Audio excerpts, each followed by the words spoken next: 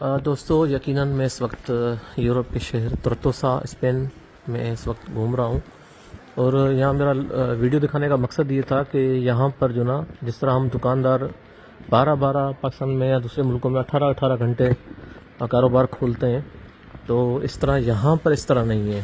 یہاں پر جو ہے وہ بالکل کچھ علیحدہ ہے سسٹم ہے۔ آپ اس وقت دیکھ سکتے ہیں میری اسکرین پر دکانیں آپ کو تمام بند نظر آئیں گی۔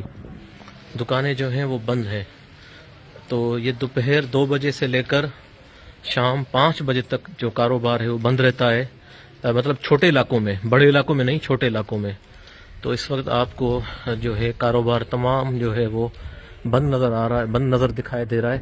تو اس وقت یہ کاروبار چھوٹے بڑے مرکز جو ہیں سب بند ہیں۔ تو جیسے ہی 5 ہوں گے تو یہ کاروبار کھلنا شروع ہو جائے گا، پھر یہاں لوگوں کا آنا جانا لگا رہے گا، اور رات پھر مغرب میں جو ہے دکانیں بند ہو جاتی ہیں۔